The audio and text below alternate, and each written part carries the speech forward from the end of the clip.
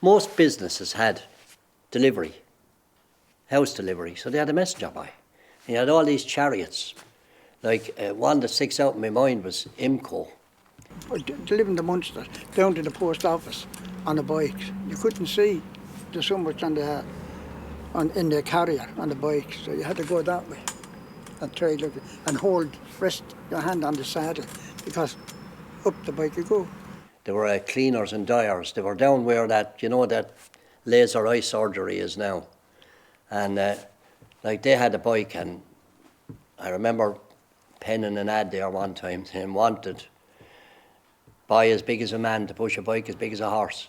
If you were lucky, I remember my mother bring me in there as a child, and they might give you the broken biscuits. You might get 3 pennies worth of the broken biscuits in a bag, and you'd be delighted. Downtown was where the business really was. This is the centre of town. At that time, the whole area was full of people. That, even all the businesses along the quay, families lived over them all. As I said, window shopping was the thing, and the lights of the shops were blazing. People with prams going around looking in shop windows and what have you, because it was family intensive. There was people living everywhere. The London Newcastle, I'd say, was very popular. Then there was the home in Colonial, that was another one. I remember the home in Colonial. Sure, yeah, and on the corner of Barrack Street, we used to have a shop called Vales, and all the habits used to be on the window for the dying people. Then there was Phelan's, the Marble Hall. They were next to Woolworths. It was a butcher's shop and it was open. You see the beasts hanging up outside, like. Right. The front of the shop were like all shutters, kind of, yeah, and they'd all slide back. Be open all the way the whole back, front to and be you open. Just walk in You'd and see out. forces with around. Broad Street, you might remember, just where Mulligan's was a place called the 50 Shilling Tailors. And it was called the 50 Shilling Tailors because you could buy a suit for 50 shillings. I remember when CIE were here and they had horse and cars going around. That was late 50s, 60s. And Penny O'Brien, he was the man who looked after the horses. Well, the horse and cart were the big thing. Like CIE had a fleet of horse and long cars. There was a place called Hackett's in Bridge Street who had big drays. Famous driver for them, Ned Keogh. He'd come down in the morning and he had hogsheads, barrels, firkins, they were all different sizes of casks there, and he wanted all his out as fine as possible, and he wouldn't be in the best of humour. Used to go on the horse up Great Stew Road, 13 or 14 horses. It's over in the old goods yards. But he'd go around to each of the pubs and the bottlers of Waterford, and after he come back from each one, I think that he'd get a little bit better humour. He'd be more humour. So at the end of the day, he was in great humour with everybody, and I think the horse knew the way home then. We had a man, Wack Dunphy. He could wire a house. He actually minted half-crowns. You ever hear of the half-crown? Wack minted the half-crowns out of lady, and of course he was caught. Next door to my own office in High Street, Kevin Barden traded as a locksmith. Down in front of McCabe, and McCabe said to him, "Patrick, you know where you're going," he said. "Do you want to say anything before I send you?" "I do, Your Honour," he said. "If the mould had been a bit bigger," he said, "I'd have put my own head on and said that feckin' Queen Lizzie one." Yeah, Mary George Tribe was down there. She had a sweet shop, a milk shop, and a sweet shop down there. And there was a jeweller shop next to it, and there was a fish shop there as well, Corvigs and Quinlan's. If you had a problem with a lock, car lock, safe lock, whatever, Kevin Barden was the man, and the only man, and he was a genius. And Mr. Hughes then, he lived up where John's is now, up coming into Broad Street there. Right. But if you'd done a training with him, you were trained for anything. He was very cross. But any of the girls who were trained there, they tell you they'd be fitted to work anywhere after him. And he never tidied inside the building. And when you went in, you got about 3 body spaces. I remember my father saying to me, again as if it was only this morning, right by, he said, "Time for you to go to work." And I remember he telling me going out to the county and being brought out by a family to open a safe that had been out in a shed for years. And they opened it, and either in the safe or under the safe, they found a ring. And they said that a servant girl had been blamed for stealing it and had been fired. She had always denied any liability and sort of claimed her innocence. And she left the area with some degree of blame attaching to her, or shame, or question mark, and never came back. And that ring she had nothing to do with. I remember he telling me that. And he was a fond of that sort of stories. In my house anyway, my mother did the work. Because I remember going down for a bag of coal one time with a pram. She was down with a pram. And my father stood at the door and he shouted out because some of his friends were passing, "Don't forget the pills for me back." And there was a shop down there, and it was Morris's, right? And they used to sell eggs and butter and stuff like that, you know. And then I put them all into the big basket on the bicycle, and then they used to go up to Newtown and deliver. Up the hill. Up the hill, right? And when you get there, then you put the thing up on a stand. And I had it one day, and there was eggs in it and butter in it, and the wind toppled the whole thing over. And it was like a mobile omelette. And you had the name of the shop on this panel on the bike, you know, and a big basket in the front. Every shop had a Mr. Boy, and a Mr. Boy's bike on it, with a big basket in front. And that was another, and fellas got into the shop there, and they learned different bits and pieces, different trades, and then they progressed to serve behind the counter. And that's how people got to know, and that's third level education wasn't there them days, like, you know. So that's about it. Okay. Hello. Hello, how are you? How are you going? On the other side, you had Stokes's wallpaper shop, painting wallpapers. Every year the brother used to send us over there before the holidays to buy a can of clove rock or a hard boiled sweets. They were made up the back lane, up, as you'd know, John's Lane. And Swift's Furniture Factory was there before the Art College. I'm going back here. The three colours that I remember of this temper was a Virgin Mary blue, a vivid pink, and a very lime green. But they were the colours that were the houses were painted in. Oh, Waterford City used to be buzzing, like. You know, Patrick Street, like, was a massive, a very main street, like. Oh yeah, Jesus. I made me communion or confirmation on this, say a Friday or whatever day it was. And Saturday, they was over in the pawn shop, your suit. And you get it back next Friday, the following Friday, for Mass. That's the way it was. The whitening on your shoes, you get the whitening on your shoes, you're going to school, the white runners. And we had to share the Christmas presents with one another because we hadn't the money to buy loads of presents. And we had a 3-wheel bike and it was handed down from the big brother down the line. We all got it, and we used to paint it up for Christmas. In our day, we went down to shop and we had a book in the shop, and you bought stuff on the book, and you hoped that by the end of the week you were able to pay the book off, you know what I mean? And if the rent man came around on a Thursday, you might have had to hide one Thursday because the money wasn't there. You'd have to stay quiet. Dick the minister. Dick the Crow, follow the girls wherever you go. Welsh, I hope not. Or you'd be waiting for the gas man to come around, and when they'd emptied the gas, you get what they call a rebate. But you'd forget that your 18-year-old brother might have diddled the machine and broke the seal and took coppers to do what he wanted to do, and there was no rebate. But everybody was the same, you know what I mean? There was a sense of living on tick, but it was an honest kind of a tick, you know what I mean? There was a well-known businessman I knew here, but he wasn't it, but he was a well-known man in town here. And he was knocking on the door on a Thursday morning, right? And this is genuine, I'll make you laugh at this.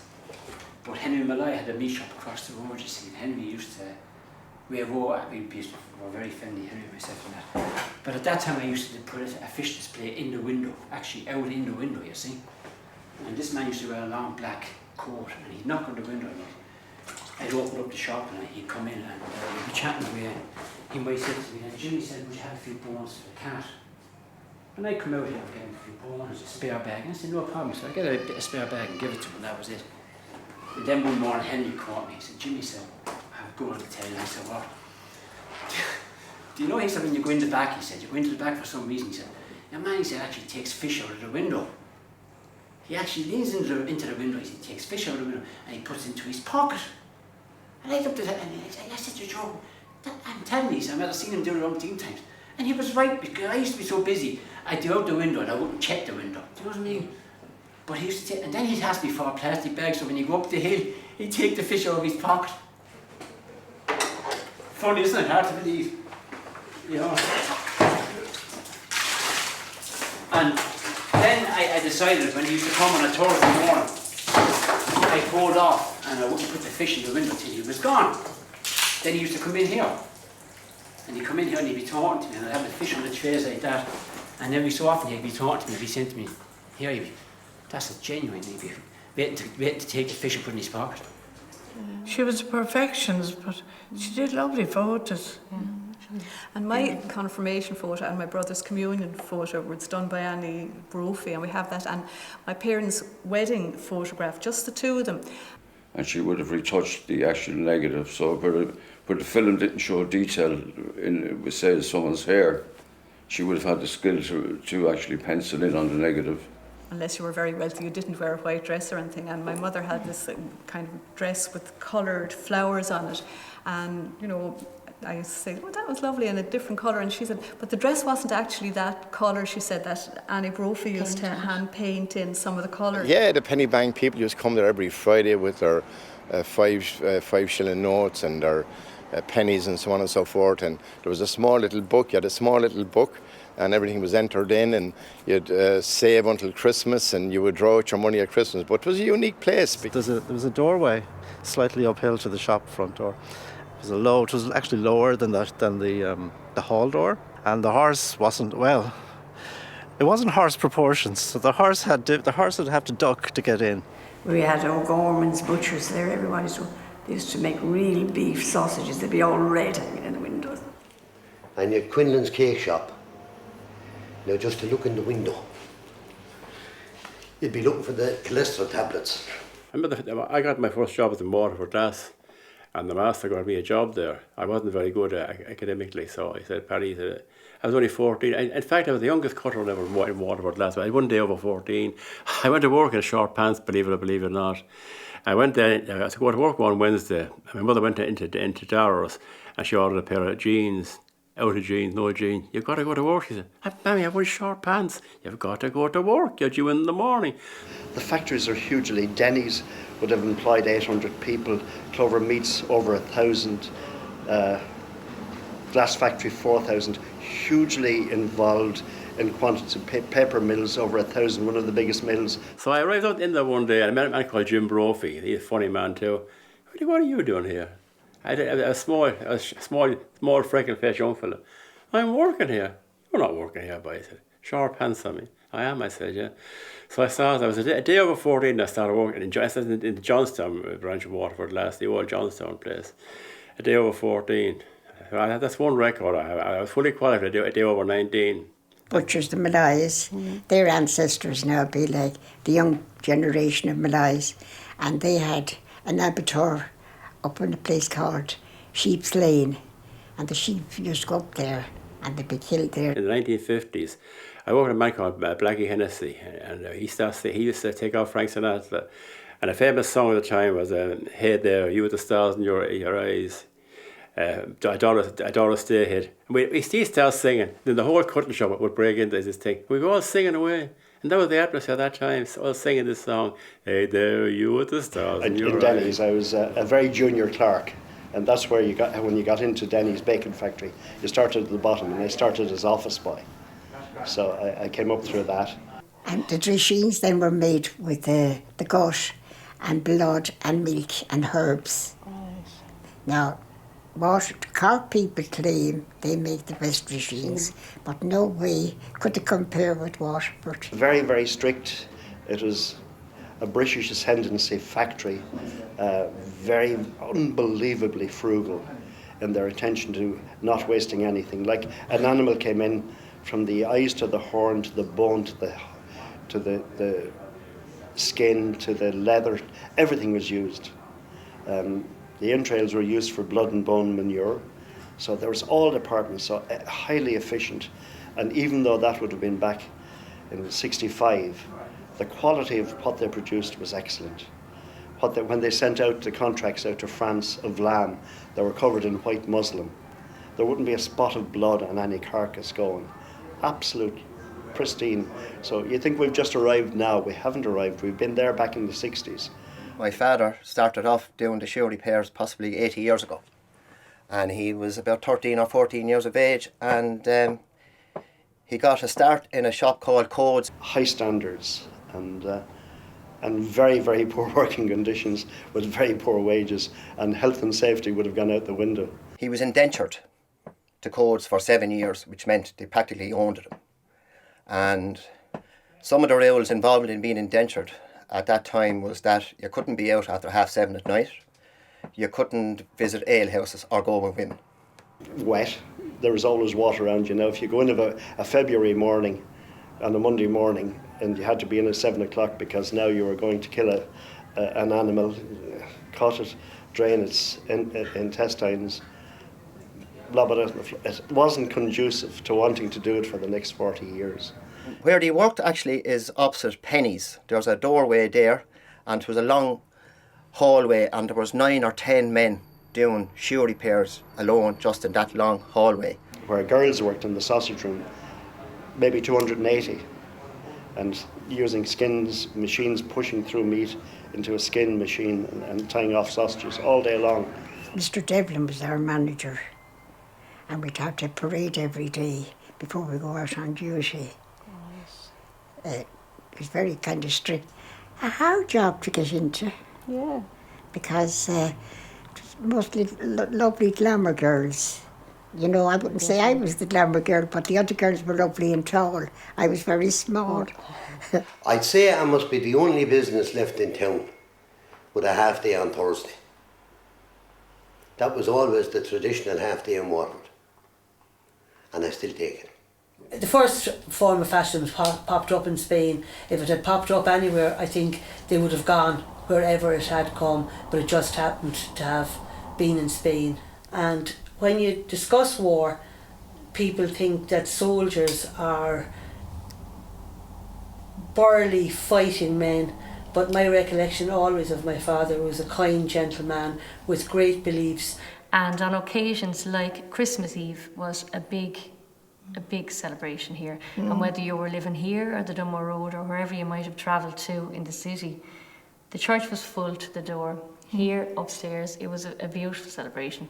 And when he came home, one of his comrades had died on the battlefield, and he went to see his mum to say that a priest had attended him and knew that would be great comfort for him. And he went to the church and stood at the back of the church, and he saw the lady going up to receive communion, and the priest passed her off on the altar.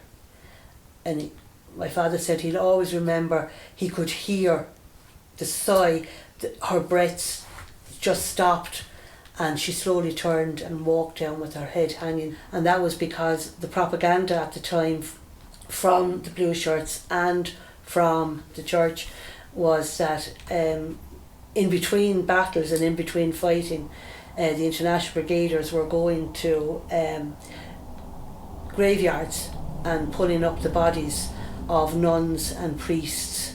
You know, that was like, religion then was so strong at that time.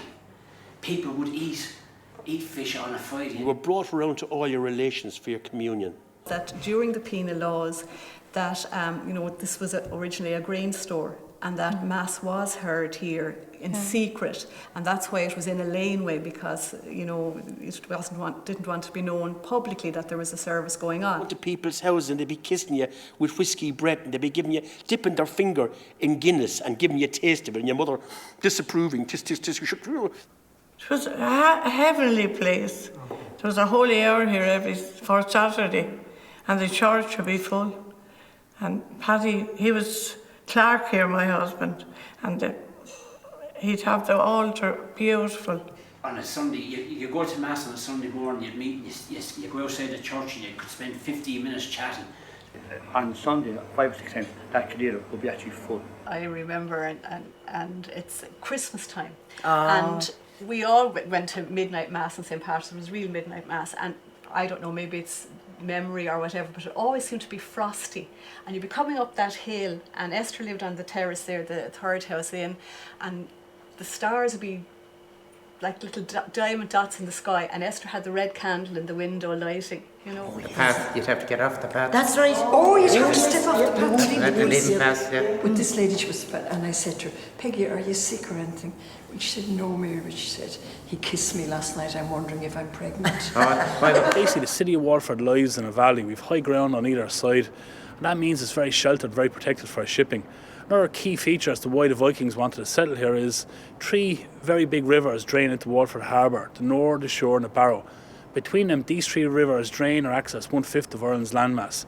If you control access to Waterford Harbour, you control access to 1/5 of the landmass of Ireland. You see, this was a town of traders.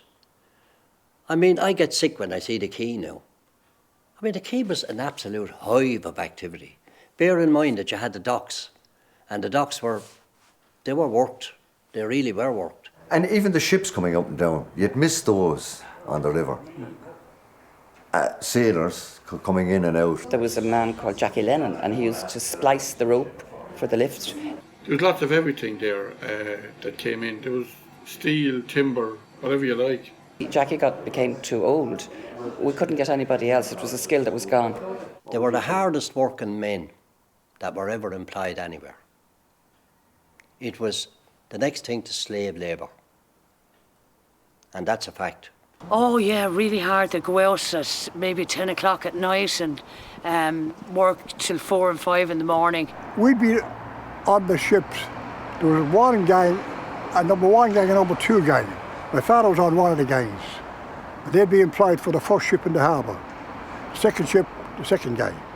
But the third ship would come up, we'd get a job on the warehouse gang. That's where we were, all the younger lads. My brother and a few more of us. The coal used to come in, you see, and they'd be the same as you see in the old pictures. There'd be fellas brought down to the docks. You'd have to queue up in the morning when the boat had come in. There could be 40 people down looking for a job. And whoever was picked then, they were all picked out. The other fellas had to go away. And what they started was, you had to bring your shovel, and it was a number 10 shovel they had. I mean, to be down in the hold of a ship and shoveling coal with what they call a number 10 shovel, which would be about that weight, and we're at this all day, back-breaking work. Back-breaking work. To me, it was the hardest work I ever see being done anywhere. And they started at the top of the coal, and they had to dig down until they got to what they call, when they got down it made it easy when they got to the ceiling, which was down to the bottom where you could dig it.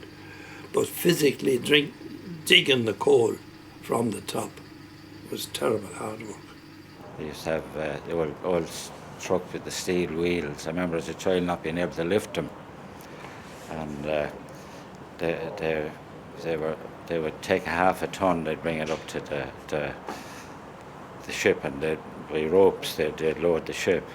And there was a big bucket then used to come in, you see, and they'd fill the bucket, and the stevedore then would bring it up and lob it into a car or a lorry or whatever. The tradition at that time was the captain of the ship, when the ship was empty, he'd have a bottle of whiskey, whatever, to be stops. And all the people worked on the ship drank the toast to the captain before he left. The ship left then on the next tide always, whatever tide it was that they got, they ended up going away. And often we asked the question, for example, where did the sailors like to go, you know, Cork or Dublin or Galway? We hated Waterford. We said, why? We never got an overnight stay in Waterford. As soon as we came in, we were unloaded and we were gone again. I remember a great story some of the older guys told me about a guy named Johnny Bergen. He used to pull these trucks, and another guy behind him pushing, and the wheel fell off, and it was a wooden jetty at the time, And he said, Johnny, he says, the wheel has fallen off, he says. I said, don't mind, Mickey, he says, we'll pick it up on the way back. I used to actually go off down with some of the lads to be there down to get chocolate crumb on the quay, and you're supposed to be back for a lesson. The chocolate crumb. The chocolate crumb, oh God, yeah, we did. And there could have been rats, we could have got boils disease or Beals disease, whatever it's called. We used to pick it up, put it into paper, bring it home, we'd eat it. And there was a ferry at the time that used to go over and back from the Ferrybank side shore to the Waterford shore. And the ferry boat would pull in, and the boat club had a place like where the boat would dock over Ferrybank end. That the guys that built the club over there the first day, they knew the run of the tides. They weren't fools. They saw that there was not a build-up of mud over there. It was quite hard packed, in fact. Grandad Hughes worked on the Port Loriga, the mud boat. And he brought me up there, up and down. But when Bell Ferry built its wharf, it changed the run of the tide. Do you remember that, Tony? That's right, yeah. It changed the run of the tide, and it began to bank the mud up on our slip. So we couldn't stay there. Down past the island, just, you're supposed to go down further, but just tip it out. And coming back, he let me ring the bell. Coming up the quays, up by the Adelphi. English people used to come on into Rosslare Harbour, and they would stay in Waterford City and then go on to Kerry. So they'd stay a night or two in Waterford on the way to Kerry and a night or two in Waterford on the way back. They used to say there then when the mud, they were the only boat that sailed where the men were home for their dinner. And they would, I remember one family had a standard poodle, and the poodle used to put his paws up. He would sleep in the car, but then he would be brought into the hotel, and he'd put his paws up on the wash-hand basin, and then he used to clean his teeth. He had a toothbrush and toothpaste, and like in 1950s, early 60s in Waterford, you didn't see things like that. For anybody over 30 years of age in Waterford, the Clyde Shipping Company was an institution. Well, one of my first memories would be the Great Western boat or ship coming in from England, and it would come in early in the morning, and all the people would come up along the quay, and breakfast when all the hotels was a very big section of the business, and a room would be allocated, and they would go shopping because you couldn't buy nylons in England. There was a lot of stuff that you couldn't buy in England that you could buy in Ireland. Then you had the Tusker, you had the Rockabill, the Great Western, yeah. Which back in those days you had cattle on it, and you also had passengers going to Liverpool. That's right. And that's gone. So they would just come over for the day, and then in the evening they would pack up the stuff, but they would put nylons around them and tie a belt over it, and maybe wear 2 coats, but it was, and then they went back to England. Now, there could be maybe 2,000 cattle go up the quay. Do you understand what I mean? That they'd hunt them down to the Learys, then they'd kind of weigh them. They bring him down to the weighbridge and weigh him, and they put him on board the ships. I can remember Beachy O'Brien from Rice Park. He worked on the cattle boat, and he'd have a habit of saying, and he'd go up the road. He worked on the cattle boat, and when he'd have the few drinks in him, that's where he'd be. Beachy O'Brien, yeah, famous character. And Paddy Grant, another one. Paddy was great, and they were all good drinking men. They used to go into Jordans. There was a bullock that ran out, and one got out of it. What they ran in to show us, jumped through the window. It was not unusual in court to be told, well, I'll let you off, provided you go to England. You know, which sounds a bit ridiculous now, but it did happen, and it was quite common in district courts. I used to go down there on a Thursday evening with my grandfather after school, and I used to sit on the steps there to watch him loading the Great Western. It used to go out from there. And there wouldn't be a family in Waterford that I know that didn't have somebody belong to them in England. And I'm talking about when I was 13 or 14 or 15. I know fellas of my age went across at 15 or 16, never came back. And some of the ships that had these cargoes, just to take general cargo, they also took passengers and took cattle as well, you know. You had a few very famous ships called the Rockabill and the Tusker with the Clyde Shipping Company, and they had a number of passenger berths. I think the Tusker had 6 and the Rockabill had about 10. So that, you know, there would be people coming over and back, and that's how my parents came here. They came here on the Rockabill, you know. That's a lot of the, and the guys used to slag him about coming over the bridge. He said, I never came over the bridge. He says, I came up the river.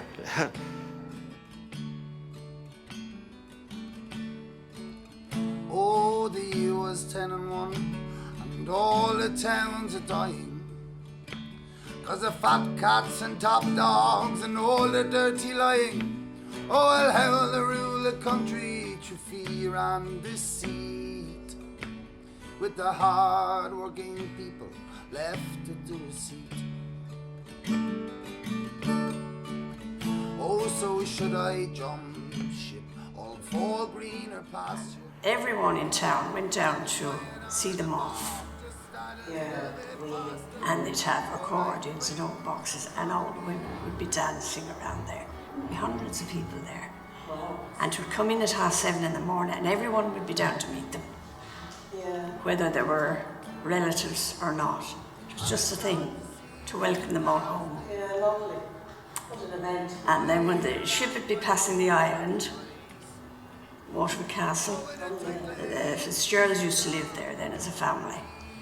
And they used to come out and play the trumpet for the ship going down the river. Oh, wow, lovely. Yeah, lovely. Yeah. And you had to wait until all the cattle went on, and all the dogs went on, and all the people went on then. There was hardly any room. And 8 hours. And I hope and I pray that someday come back. And for it's not their job to have to pick up the slack. Oh, and you who have left. He often said they're coming back up the river in the morning. It was, you know, and he was from Durra, but naturally he was coming back here too. I mean, coming up the river with the mist on the river, it was absolutely fantastic. The late 40s and 50s, there was so much emigration all over Ireland, but especially from Waterford. It was a terribly huge. A lot of people went to England to work, and they'd all come back then for the 15th of August, which was a huge thing in Tramore. They called it the 15th of Ireland, and this place would be packed with, you know, what they called homeward bounders. And this place, I can still see it, and they'd all go to the races and go on by train. And back by train, and well, they were great days, fabulous days. Well, you only return for joy or for strife, back to the place where you started your life. And that used to bring lots of people to England, and I knew someone went over, and they were only over there about a week, and they couldn't stand it, like, you know, and they brought over a bag of washing back to his mother, and that was the end of his emigration. That was the time when people used to bottle their own stout. Like times like Christmas, when they'd be bottling a bit extra, the stout would come into real condition really after Christmas. It'd be sort of in tip-top condition. But if you bottle a bit too much of it, the corks would start to pop. There'd be a build-up of gases in the bottle. The only beers were Bass, which was a natural beer which had sediment, and you had Smithwick's. And then just after the war, like in the early 50s, they had lager beer, as they used to call it. They had to put weights on the top of the bottles to keep the corks in the bottle. The drinking culture consisted not of guzzling drink. The drinking culture consisted of people going out to the bar to meet like-minded people, have a conversation, play cards, play darts. And a lot of sailors used to come in off of the ships. And I remember fellas sitting on, and there was a thing called a noble call. Yeah, that was great characters.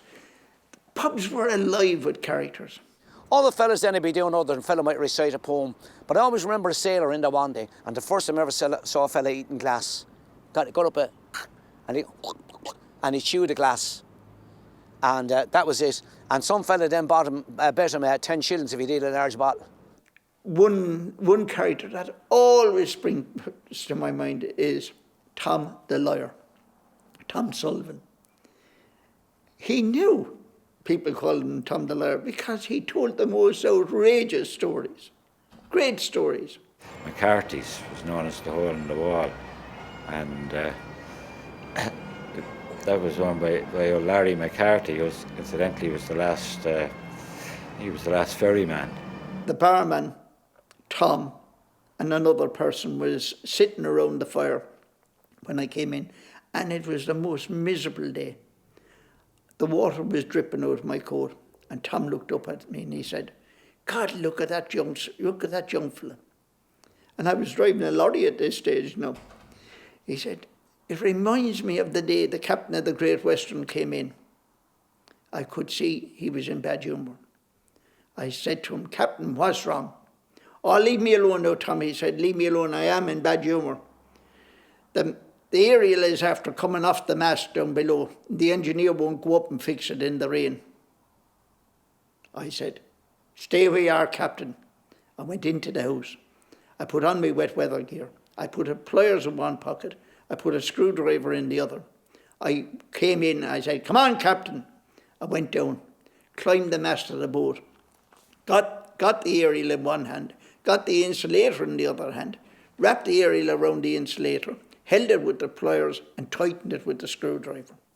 I shouted down, "Is it working, Captain?" And he shouted back up at his Tom.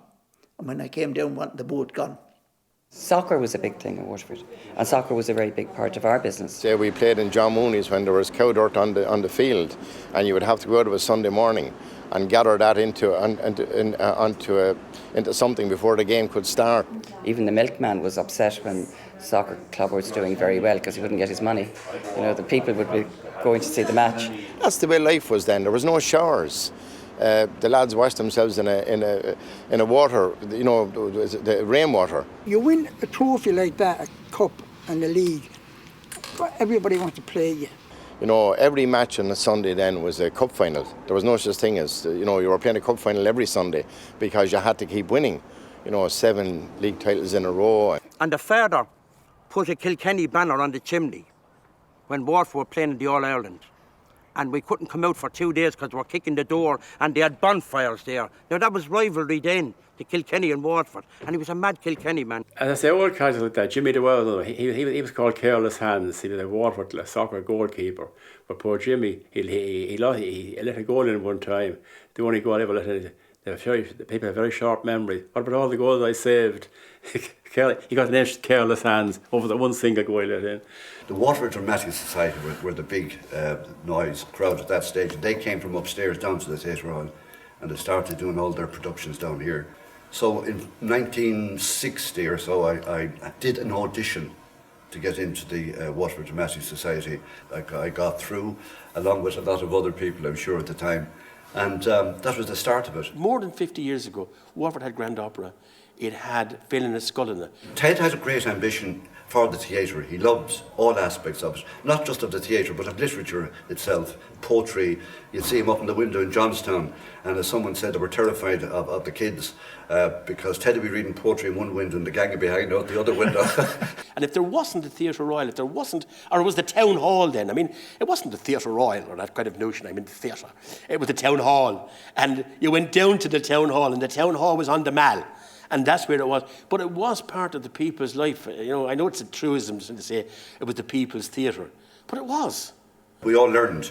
We had Mary Conby, we had Frank Bailey. We had a hell of a lot of people. They were all very good, all very professional. And then as years went on, you had younger people coming into it. Someone like, Jim Nolan, who had aspirations to go very far in the theatre, which he has done. I mean, the proof is in the pudding. Early Tops of the Town was mad. I mean, the show lasted an hour. We learned then when we had such a huge wealth of natural talent, local talent, that it was great that they came up. There was an hour of an interval, because one set went out, another set came in. Some great people were coming out of it, the likes of Denny Corcoran. I mean, his imagination of what he built and created the whole thing. I mean, you wouldn't be out of the theatre, you wouldn't be out of the place until nearly 12 o'clock. And people sat all the way up to the gods. Where we're standing now, we used to be the old Flaggy Lane, and that ran up from the Mall right up to the very top here. And crowds, that's where all the crowd gathered for Tops of the Town. You know, before the show, they'd be queuing up for tickets. And when tickets went on sale, in actual fact, they'd be queuing up at 6 o'clock in the morning when the box office opened at 10. John Players came up with this idea for companies to put on a 1 hour show, just a 1 hour show, a variety show. It had to be a variety show. And if you did an excerpt from a big show like Guys and Dolls and that, you could only do 15 minutes. That was your centrepiece, you know. But companies got involved in this and from all over Ireland. And it was great for companies because what happened was you had this thing in a company, you had the office and you had the workers. But when the tops of the town was in it, they all merged together and they became one. And it was great for that, it was great for relations within the company as well. But everyone got involved and everyone, you know, and you begged, borrowed and stole. And there was recitations and all that kind of stuff in it. It was variety, a bit of everything. On the musicals, we'd all be trying to have nice voices and nice accents. The fact that you could then put on your Tops of the Town with your local accent and be fabulously funny and amusing and that. And you didn't have to look for a person who could speak beautifully or do something like that. The talent they had there showed out. Late 60s, 70s, that was the golden years of Tops of the Town, you know. Really you were judged on the talent on the stage, not, you know, how you dressed the stage and what costumes you had on. You had to have certain costumes on, but I think it all changed when RTE got involved. They used to show the Dame on Easter Sunday night, they'd show the final night, and they had to have certain shows suitable for television. So shows then were kind of gearing for that. In other words, big shows with plenty of costumes and all that. You know, like the likes of Eddie Winbury, you had Tommy Fitzgerald. Tommy actually died on stage in here, great Tommy Fitzgerald. He was with Waterford Crystal at the time, and as he was ready to go on stage, he just dropped down. And Chris Henchy was coming on. Tommy was standing at the side and Chris was singing. And Tommy collapsed in front of her, and she thought he was always fooling. She thought he was fooling. She kicked him to get up, Fitz. But Waterford was always known as the city of music. I know Denny did it in the song, Denny Corcoran, the late great Denny Corcoran, and it was known as the city of music. People, they grew up with music here. You had a Barrack Street band there for years, you know, and the St. Patrick's band, and music was part of it here in Waterford. And there was always music, and you had so many groups in Waterford as well. You know, when I say groups, I don't mean traditional groups, but ordinary groups, you know, bands and that. And Brendan Boyer used to be up on the stage with the Royal Showband and they'd be singing and rehearsing. The problem was they used to interrupt our singing, which we didn't like because, you know, we were better than them. They then Brendan Boyer had a big Labrador, big sort of a heavy Labrador. So for devilment we used to go and the Labrador would come running the whole way up. And because the floor was very shiny, he couldn't stop and he used to go shoom and bang into the wall. And Brendan Boyer used to say, "Now lads, leave my dog alone, leave my dog alone." We went, "Your dog." Big social occasions, the hunt ball and the beagle ball in Waterford. You had to dress up if you wanted to go to that. There were lines of people went out in the streets there just to see the people going in. It was like film stars then. Dress dances were so few and far between. At the cross at the corner of Patrick Street and Michael Street, it used to be Burton's, but is it Aware is there or something like that? There's some big. There used to be a dance hall up there. It was before my time. It was known as Buckets of Blood, but it was a tough place. They had what they call all-night dances, and all-night dances went on about 2:30, but they were a rarity because people didn't have the money to go dancing. It was only in the 50s, the late 50s. That you had the likes of big bands like the Royal Showband. There was the Decca, there was the Atlantic, there was the Seven Seas. You had the Fleetwood Foot Tappers, the Savoy, the Blue Aces. Dickie Rock, Brendan Boyer. So you can imagine if you were going to a dance and it was costing you £0.50, you thought twice about going to the dance, and if you fancied a girl, you'd always say, "Oh, I'll see you inside." When I'd finish work, I'd go down after work, 10 o'clock, be coming down taking the rollers out of me here. The Delicatessen was on John Street, and to a famous chip shop, and you got a lovely bowl of soup there, after going in with a few drinks in you, and the slagging and joking being there between men and women. We were all heading the one way down to the Olympia on Parnell Street. There's a taxi rank there now. When somebody starts bringing it up about the Olympia, I say, "I don't remember that. That was before my time. And you're going to hang me out to dry now?" After years of convincing them I didn't know where it was. It was 7 and sixpence of an ordinary showband. But when the Miami were there and Royal Showband, that was 10 shillings. And 10 shillings was a good bit of money, you know, in those days. It would be a good day's pay, basically. So he put us in there as the resident band. Resident So every Friday, and every Sunday. Every Sunday. For about 5 years. I was 14 and I was playing 2 nights a week. You know, you were, I can remember when we were playing in the Rhythm Kings, our pianist, I used to play the guitar then, and our pianist was Pascal Kennedy. And poor Pascal, you'd pity him because we'd get to a ballroom and you'd have to look at this heap of rubbish that was offered as a piano. There were no dancing for Lent. Oh, yeah. So your man Costigan, that owned the Olympia, he had the dance floor to be a skate ring. Every Saturday morning, they had half a page of ads. A band wanted for tomorrow night, Fieries in Kerry, summer in Cork, summer in God knows where, Castlebar in Mayo. And our manager or the band leader, they'd get the paper early. By 11 o'clock, they'd be on the phone. And by lunchtime, they'd be up in Castlebar or wherever they were putting up the posters. And we'd be off on the Sunday. And those kind of gigs, you'd always have 300 to 500. They were small. They were the small dance halls, you know. But you still have 300 to 500 people at them, you know. Well, skating, you see, even if you went out as partners, you'd be going quick around just holding hands like that. But the dancing, you wouldn't be you smooth, might be, you know. And all the bands had their own little wagon, you know, with their name on the top. And every Friday you see all these bands leaving the town like at 4 or 5 o'clock in the afternoon. And I remember John Duggan telling me one time that if for some reason they couldn't get a gig on at night, they would still drive the van around the town with the twice just to let people think they were busy. If you wanted to get a dance with somebody, you know, that you had your eye on, you'd go into St. John's and you'd light a candle and you'd say a prayer that he'd be there and he'd ask you to dance. Did you burn down St. John's trying to get? There's a way of that. I didn't even light a night light. Somebody came up with a statistic that between the 60s and the 70s, something like 90% of all marriages in this country originated in the ballrooms. When you'd hired a gear as well, like, when you'd be dropping it back at 3 or 4 in the morning, he was living in Slieve Keel and there's always a key just inside the door. And all the bands, one after the other, could have 10 bands opening his door at 4 o'clock in the morning, throwing the gear into the hall, and it'd be stacked up to the ceiling. At one time, at the height of the show band era,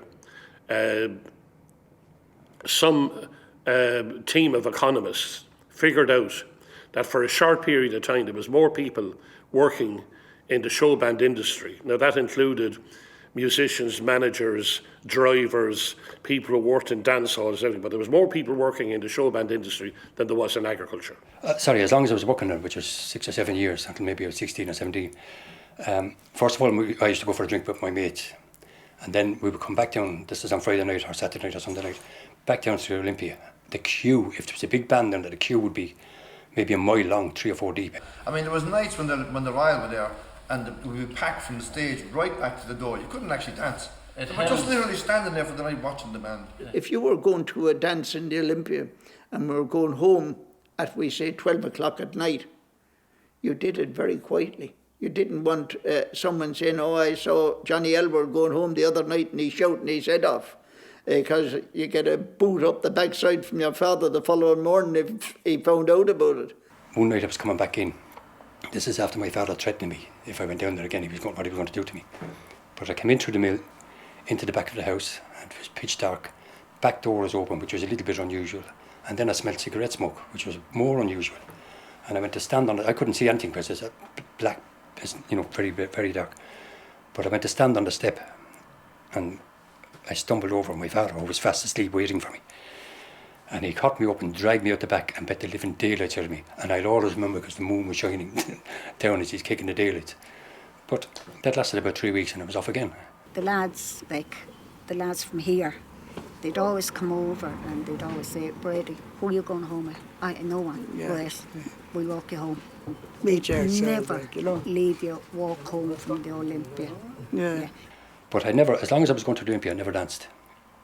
But there was one fellow from New Ross, Johnny New Ross was his name. He was a road sweeper in New Ross. He was a full six-pack, but he was missing the plastic thing that holds him together.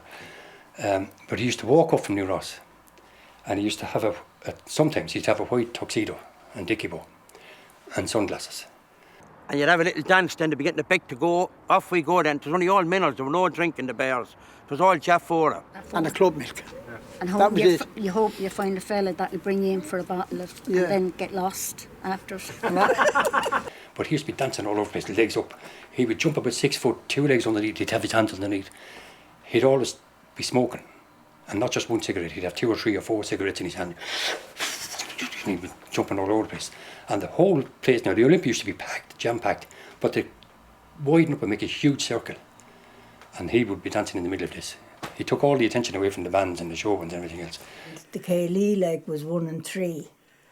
And, you know, you'd have to see, would you have your 1 and 3 to go? And I'd meet you inside, yeah. Yes, which you did. As Dermot Graham Wood said on the local radio, do you remember that, Jonathan? On the local radio, he always wanted to know where the clock was gone at the back of the hall. It was a famous saying on a Friday night you met her. You'd meet her inside. Where'll I see you? Under the clock. You know, if they showed an old film. All and women see on it one side, no. men on the other. No, they'd be But there was a in certain groups, crowd, like, we'll say, it'd stay in together, a certain place, you know. and they'd be eyeing up the talent. Who was across the And road. who they were going to ask, you know, and you'd be watching them and you'd know who they were going to ask. And I remember a young fella, we were going into the glass factory on a Monday morning, and it wasn't a match the weekend that was the topic of conversation. It was how many refusals did you get? Because you had to walk that long, lonely walk across the dance floor to ask a girl out to dance. And invariably they said, nope, nope, nope. Fellas would tell you stories about asking a girl to dance with you. Ah, no, I'm sweating, that's my sister, you know. So if you got a claim, as they say, if you had a girl, you got a girl and she agreed to dance with you, and after the dance she said, would you fancy a mineral? I mean, up in the Klondike, the gold miners claim gold. Down here, we claim young ones. I remember we sent one fellow over and he was nearly crying, no one had danced with him, you know. And we said, the next one, Georgie doesn't dance with you. Just say to her, say, I'm sorry, I didn't know you had a wooden leg. Oh, you wouldn't say no when someone asked you to dance, because to be very ignorant, you know, plenty others to dance with. It's like a dancer. Oh, she was, you were driving and that, you know. I like what you're saying now. You didn't say that back then. I didn't. Back in the 1950s. I know you can't move as fast now as you go then, like, you know. And that's going back a long time ago now. God forgive you for bringing me back that far.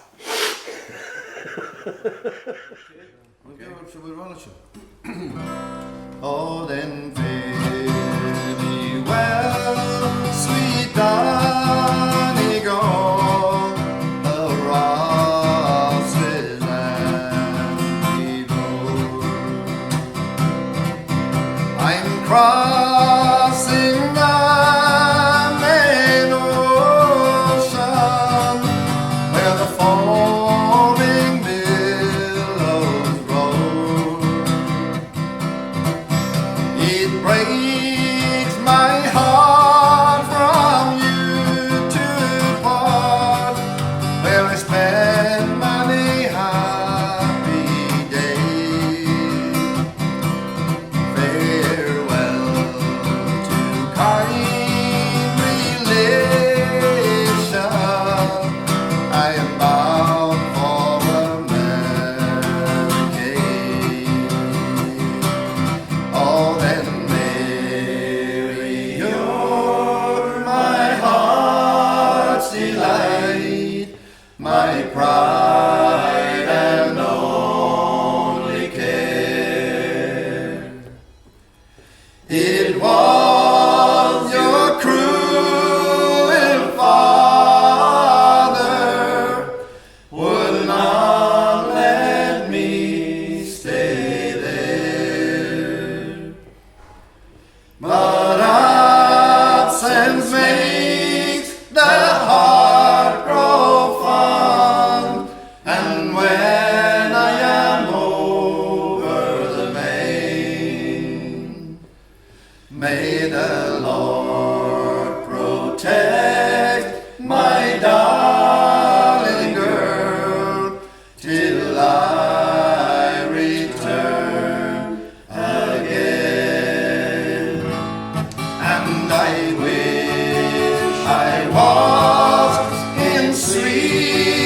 on